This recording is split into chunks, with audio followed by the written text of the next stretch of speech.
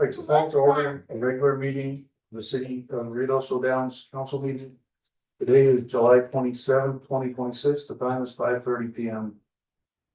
Mr. Senders, would you lead us in the pledge of allegiance, please? Thank you. Allegiance to the United States of America and to the republic which stands one nation, united, indivisible, with liberty and justice for all.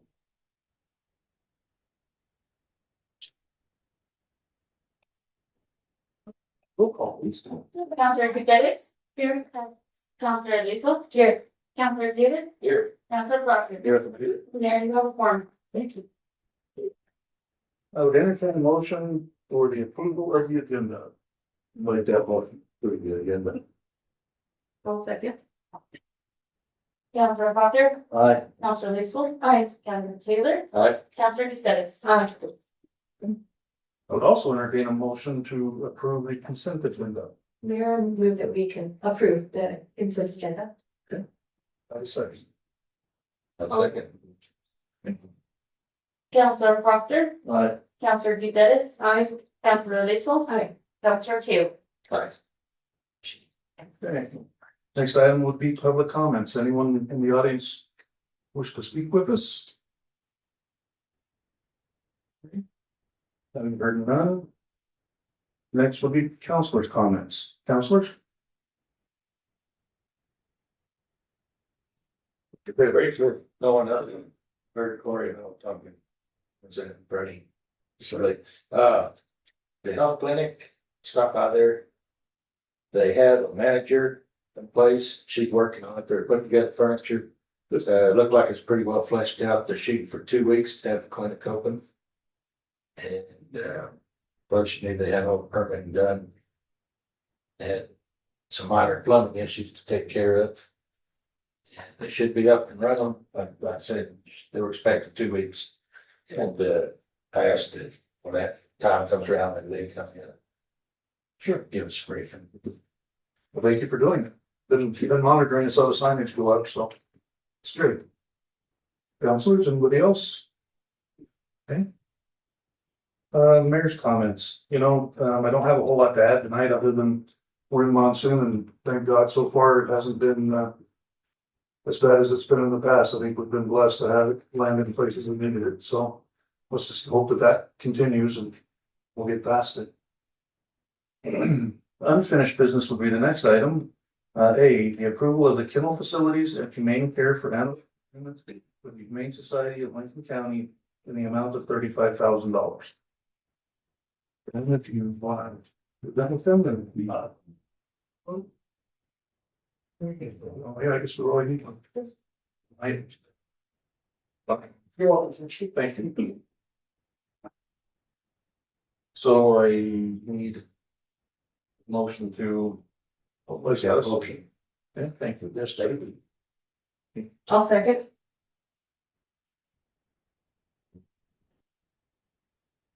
Mayor, members of council, this was a unique project that I took on, having never dealt with contracts before. And at the last minute, first and foremost, I want to thank Chris and Abel. Been very easy transition, very easy to communicate. We sat down and had a quick in-person meeting and got it figured out pretty quick. Thank you for coming this evening. Thank you for having us. I know there's been questions specifically on section 8. Well, first of all, in section 2, the 35,000, I think that's a minimal increase from last year's 34, is that correct, Clint? Yes. And it got us another 200 dogs. We figured in the last couple of years, the 200 was the magic number. We seemed to go over anywhere between 10 to 30 dogs at the end of the fiscal year. Cats has been the biggest. Cats is the biggest intake, and it's not just for those adults, it's all entities. There is, of course, everybody knows the big feral cat problem and, stray cats and stuff like that. We do run the TNR program to try to help, lower that, so that they can just trap, neuter, release, keep them in the same area, and that prevents your animal control officers bringing them in, members of the public bringing them in, and that those numbers go to be shot. So, and going right into section 8 of that contract. I would like you to explain your process, that way I don't miss mix words and get it all messed up. But if you'll explain the process when an animal is brought in by somebody not affiliated with the city. So a member of public comes in and says, hey, I found this dog. Our process is every staff member is trained to diligently ask, where exactly did you find this dog? We do document that in our computer, so where it says location found, you know, if they say, oh, out on Highway 70. Where exactly on Highway 70? I need to know exactly because of the different contracts we have. You know, if you're running into Ruidoso Downs County.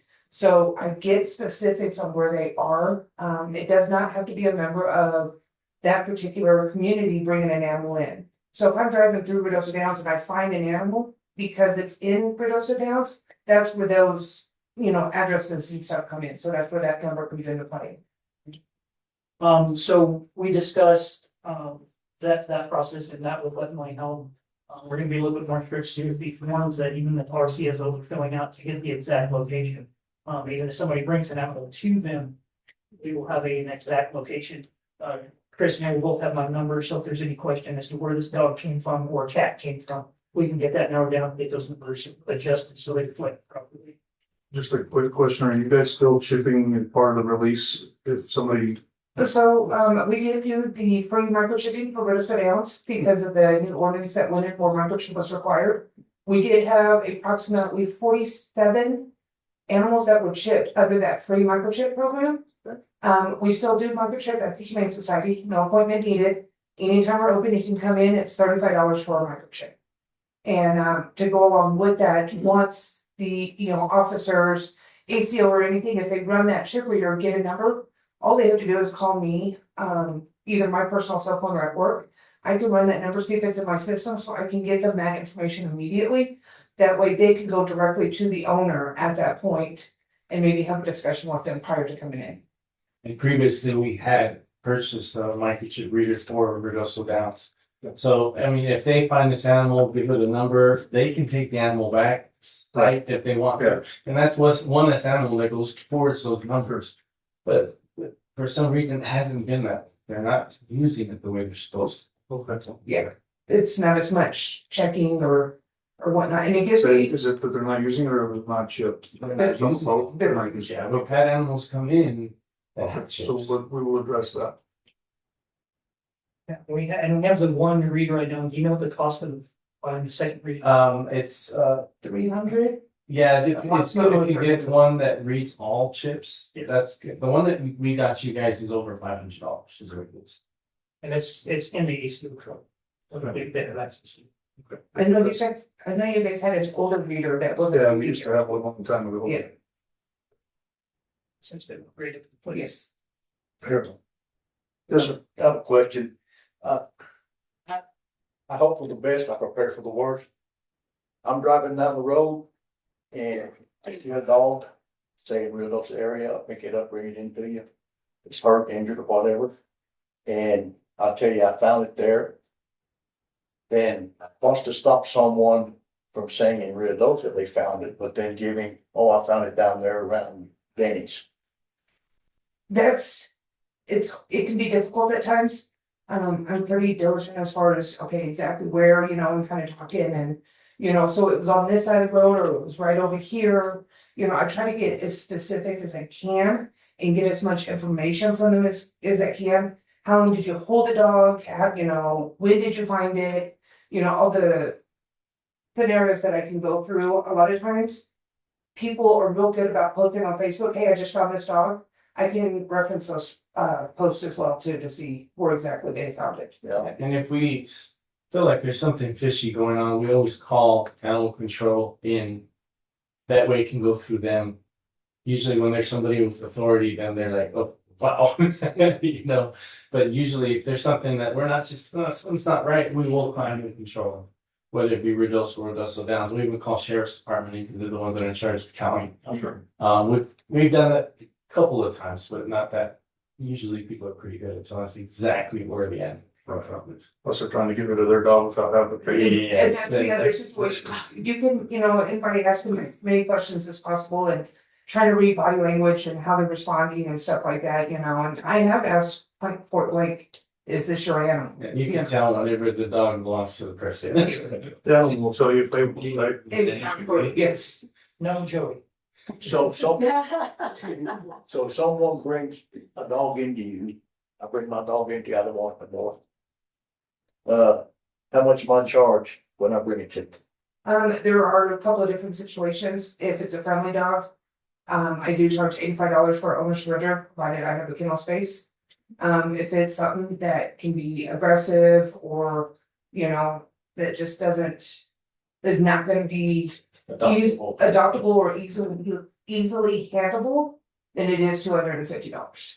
Okay, so let's just say it's the lesser of the two. And so you charge me $85 to take the dog off my hands. When do you start charging the city then? The city doesn't get charged if You you don't don't. get charged. No, owner nothing. surrender is something personally. Nothing at all. Not if it's on the road.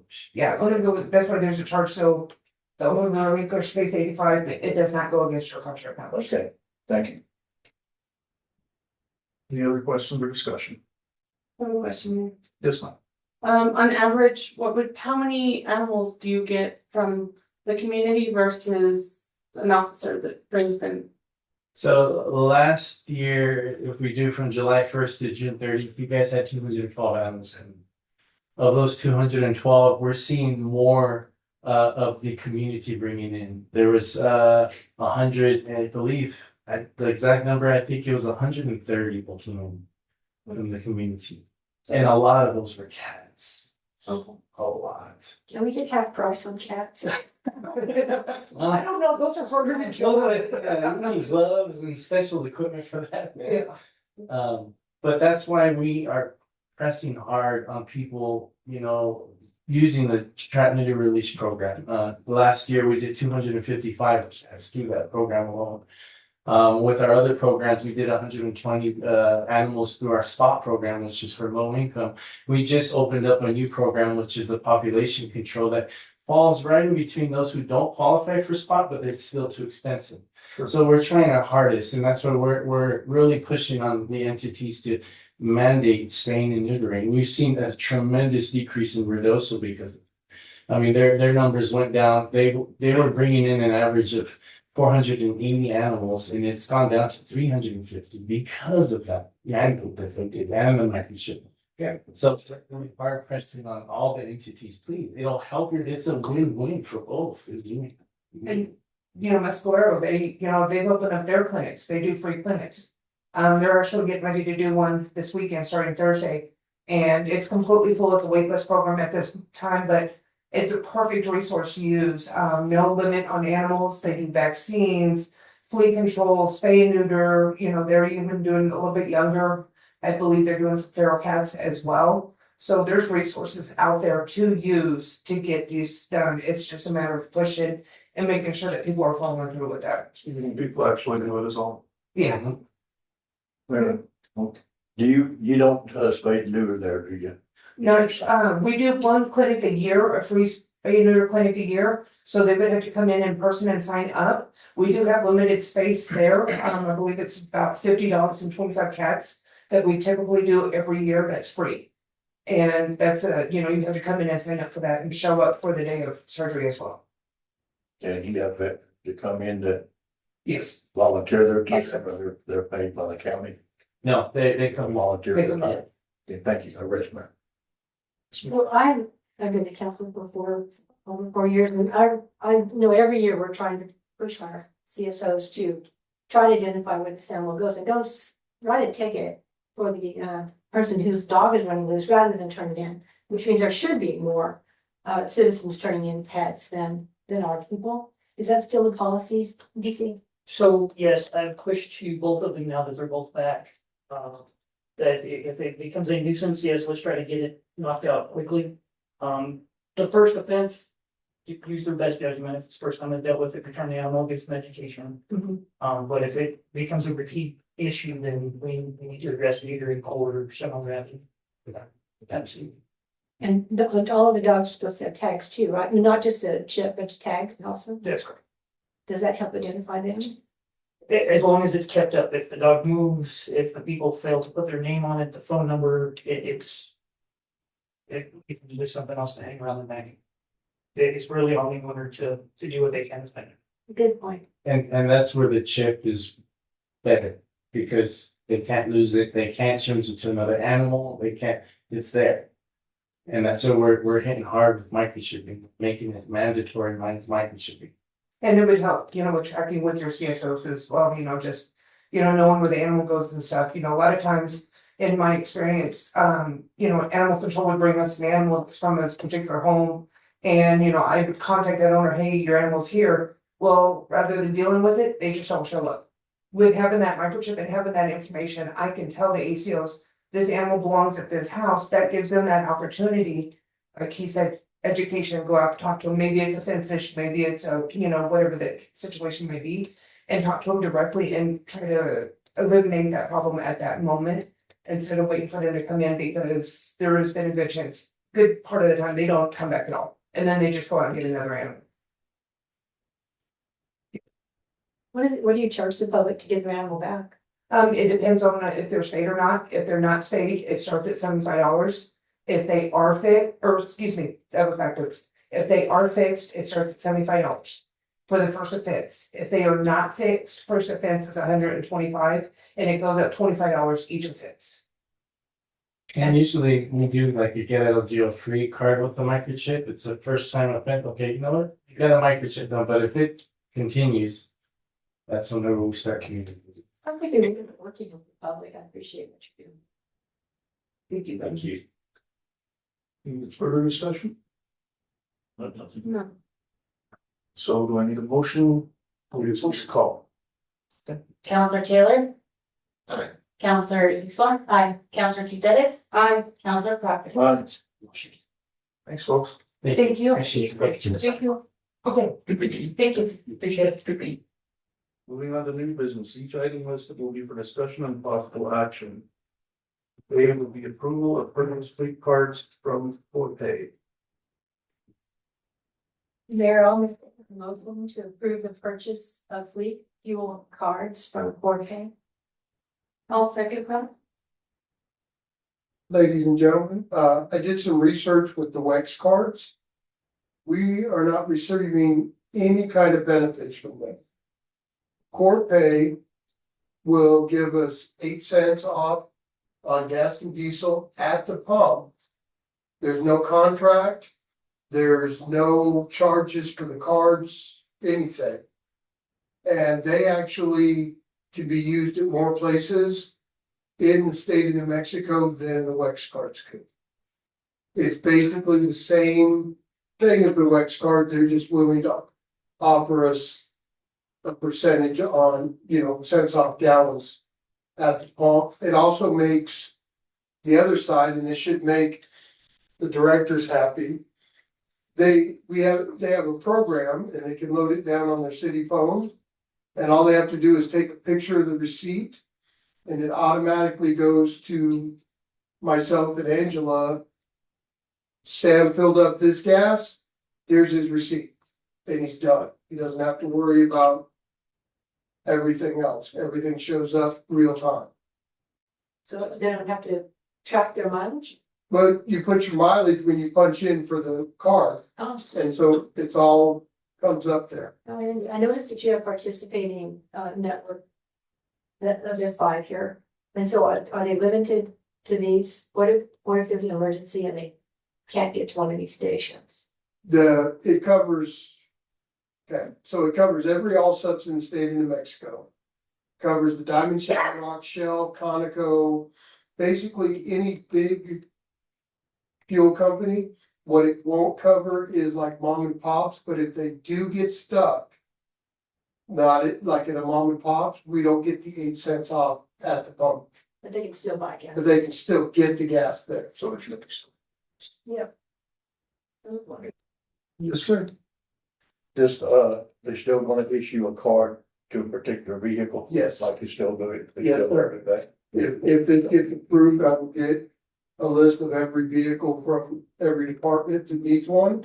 And a card will be specific to that vehicle, and everybody will then also have a PIN number, just like the WEX cards, where you have to put in your personal PIN to use it.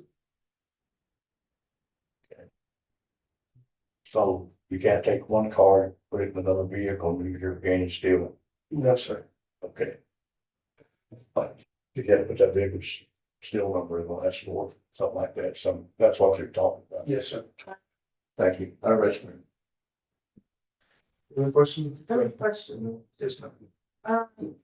How long would this take to switch over to? When I was talking to the gentleman, if this gets approved, and I get the list of cards, he could have all the cards within about a week and a half. Okay, and Wex would leave at that point? Well, then we would pay off Wax what we own for what we've done so far this month. And then that would be, we close out Wax and we would have the court pay. So would there be any issues? They would, well, police and fire and public works are the ones that use more gas. Would there be a problem with them getting gas No, in between that? no, well, we will not cancel the Wax until court pay is online and running. And court pay gave us a higher limit on the fuel than what Wax did.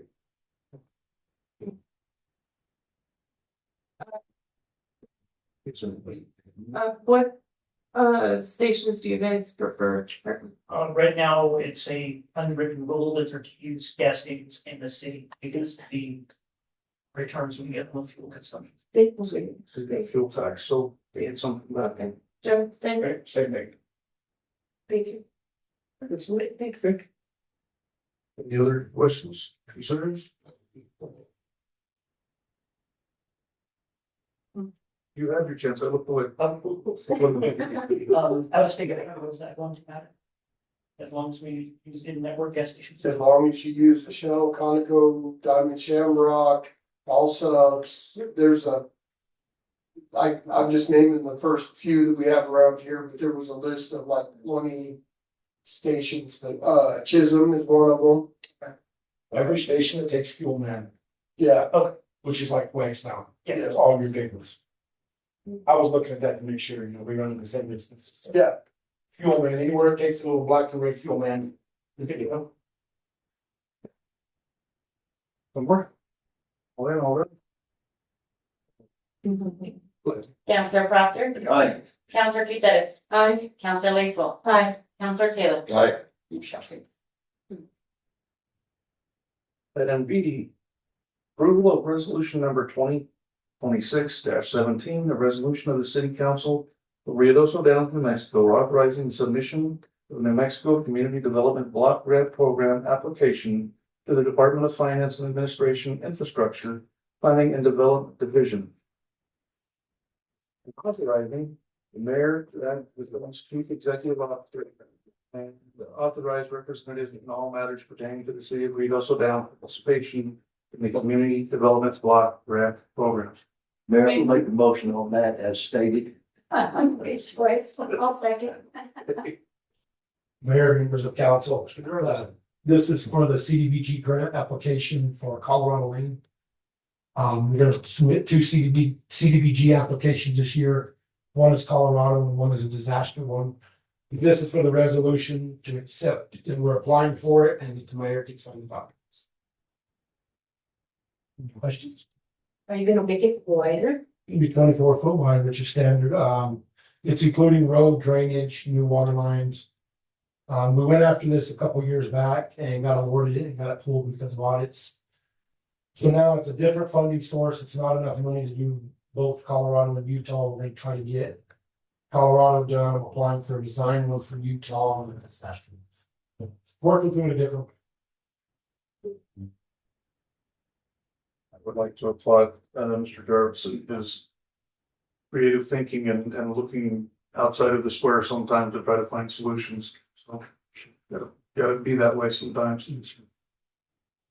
Yes, sir. I think, on that comment you just made there, I think that this community and this board, previous boards, Mr. Jarvis, I have to be thank you for all your stuff for the city, keep things going when they weren't going. Thank you for you. Okay. Any other questions, discussions? Yes, ma'am. Just for the record, Joey, there's no match, right? No. Anything else? Counselor Lacepool, Aye. Counselor Jacobs, Aye. Counselor Proctor, Aye. Counselor Taylor. Aye. Motion. Thanks, Jordan.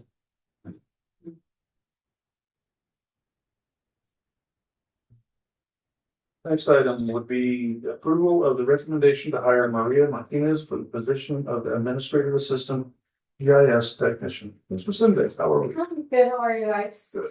Mayor, members of council. Think you probably ought We got ahead. to, yeah.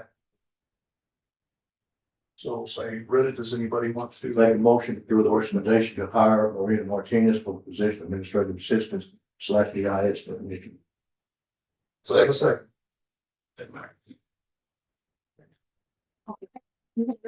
Council, I'd like to hire Maria Martinez. Because I thought we needed another Maria to work for the city. She seems. You know,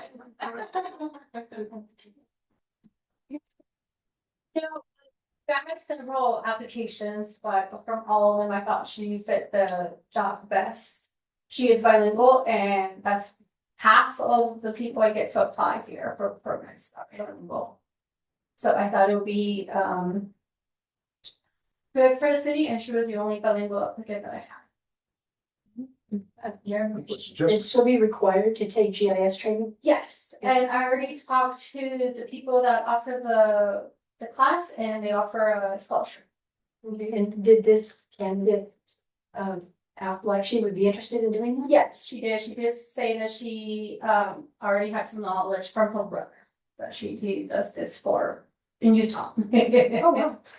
Yeah, so she said that when she saw the position, she noticed that her brother did the same thing. So she does have computer skills, and I think that's the most important thing as well for working here in the city. Basic computer skills. Yeah. Any questions? Good, thank you. Counselor Proctor, Aye. Counselor Taylor, Aye. Counselor Lacepool, Aye. Counselor Jacobs. Motion.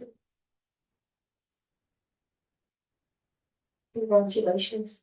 Thank you. What time? Approval of the recommendation to promote Marisol Gonzalez to deputy clerk. Mayor, I'd like to move that we promote Marisol Gonzalez to the deputy clerk position. Do I have a second? I'll second. Mayor, members of council, we did open the position, and above the applicants, we did show that our applicant Marisol is the best fit for this position. She has knowledge. Her previous job has a lot of the parliamentary procedure and basics, and she's the only applicant who is bilingual. Yes, ma'am. Is this, how many applications did you have? At the top of my head, I'm gonna say 4. That's, don't quote me on that, but yes. That's a good range. Choose one. Sure. I for one have been watching her. She hasn't been with us for very long, but she does an exceptional job. Great communication skills. Fluent, bilingual. I think she's gonna be a good fit. I missed it. Yes, ma'am. And I did talk to your our clerk, and she said that until a new utility clerk comes in, she's gonna be able to keep doing the work she's doing. Yes, ma'am, that front utility desk is our main power source. It's our revenue source, it's our lifeline. That utility window is priority above any other, it's the heart. Nobody is gonna operate if that window isn't open. The phone as well. When I got hired on, there wasn't that many people in the office then, but the phone doesn't ring until it's not even second ring. It better be picked up. That's our main, these residents, these customers, they're the ones paying for all this show. And so we will not have her completely transition until that position is hired and trained. Does HR already have this position advertised? Contingent upon the governing body's approval. This is a good idea. Yeah. So. Any other questions? Yes. Karen, Yes. I'd just like to add to the comments from the city clerk and from, your position, sir, that I come in quite a bit. We call it sign paperwork, title, stuff like that. When you see the lady, she's always polite to the people at the front desk. She doesn't get excited or guilty. If she needs help, she's not afraid to call on it. She doesn't try to second guess it. She's good at the filing of the paperwork. And she always seems to enjoy what she does. She learned everything up there, I think, in 3 days, if I'm not mistaken. Yeah, pretty close, Quick. pretty Okay, quick. awful fast. Yep. Yeah, we've had them in there 6 months and still didn't get the hang of it. So. I rest. Does that mean Mr. Tarman is gonna have to do that all over again? Yes. Yes, ma'am. Good luck finding another good one like that. Again, I think to make it at the higher, so we're going to hold out for a good position, but, I reiterate with what, clerk says in that we all answer the, at this point, it's not gonna be left alone and I screw it all up, let it be stuck talking to somebody and later somebody else will go. You do that? Sure. I'm impressed. They need to have contact, and so we've got a tight knit group and, you know, if the bell rings and nobody moves, somebody jumps. So I think the transition will be, smooth whenever we do get there. I have a question. Yes, Is, once you get another employee for the front desk, is the workload there to justify that position? Yes, sir. There's quite a bit of scanning that was never addressed. It's an archaic. You're doing it all by yourself. Well, it's an archaic system. I personally held and touched every single resolution and ordinance from the 40s, but the minutes aren't complete. And so things like that and that nature, they need to be addressed. And then just extra things that have come up that haven't before, projects that have been sitting on the back burner that are finally being picked up and boiling now. So we all hands on deck. Is she aware of just maybe how many bases she's gonna be covering? Yes, we've given her a brief explanation. But just even the scanning alone, I mean, there's vendors that charge astronomical amounts just to do a simple job of scanning, ensuring every page is there, ensuring that it's not altered. I mean, just the simple thing, just that in and of itself, getting our records easily accessible, just any director or records request I get, do we have this? Well, I don't know. Am I gonna sit down all the paper? It's just that much easier. So yes. one more thing that we're looking into and we'll probably move forward with, is it identical now or change it? Is it identical now? So, there were only a couple of locations within, the area proper that actually do the fingerprinting. One of which was the track, and they're no longer going to be able to do that. We're in negotiations with them, talking with them now to pick that up as a service. Teachers and, you know, employees. The village, I think, does 2 hours a week or something. It's a very limited amount. So I think it's a service that we can provide, and it's not a moneymaker, but it's something that we can give to our citizens and have available to them as needed. So if we bring that in, that'll be one more thing that we're all gonna be having to deal with and assist with. So there's plenty of work to do. And then what is that exactly? It's fingerprinting. So like, educators, if you, are a new teacher, new contract, you have to get fingerprinted, and those are submitted. There was only the 2 places in the county that were doing, but not the county, but in the area. I think there's one in Carrizoso, but short of having to go to Carrizoso, the village only does it for a very limited amount of time, and if it went away from the track, I think there's a need. So we wanted to provide it. So. That's one question. I know that in any government entity, the big deal is IPRIS. Is that assigned to one person or like that would that be part of her job description? So it would, some of the process that it tells would be in her scope. I am a custodian as clerk, so anything she does is under me. there's a mistake or anything like that. Training will be essential as will be heavily coming up, but I think have full faith that she'll pick it up in no time. Officer Gisman. What are the certifications that she's gonna have to obtain and how, and what is that time frame for her to get those? Per her job description, I believe it's a year for a certified master clerk, but with the certification program, it's internationally recognized, it's a minimum of 2 years. So you can't kind of meeting, so you're certified properly, so minimum 2 years. To get that, or obtain it, and that's if you have, usually longer, it's usually longer. And like, You didn't mean master clerk, did you? no, cert, CMC. Okay, wait, but That's master, she said master. you did say master clerk? Oh, did I? Yeah, but you meant so just a certified clerk. Yes, just CMC. Okay. Yeah, like I said, minimum of 2 years, so it'll be a while, and that certification isn't mandatory right away. This job mainly entails it. I did it for about almost 6 years.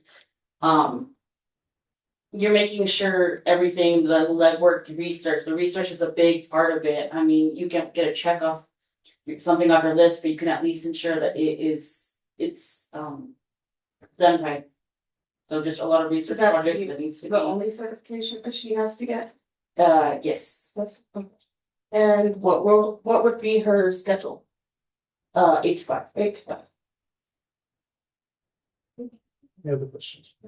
Okay, sir. Mayor, I can't remember if it was like, 2024 or 25 when, the city clerk, Chavez was bending over backwards to try to get the minutes, what everybody said, the proper wording, far, car, bar, saw was missed, what was missed and things like this.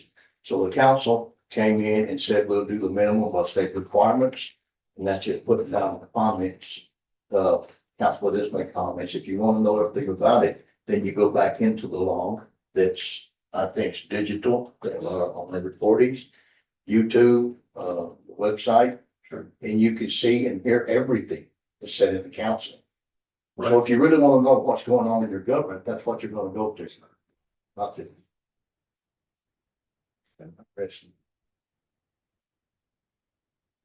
Something else? Okay, any other questions, discussion? Proctor, Aye. Counselor Lacewell, Aye. Counselor Taylor, Sorry. Counselor Duvettis. Aye. Motion carried. That's what we're looking for. We are adjourned. Thanks, folks.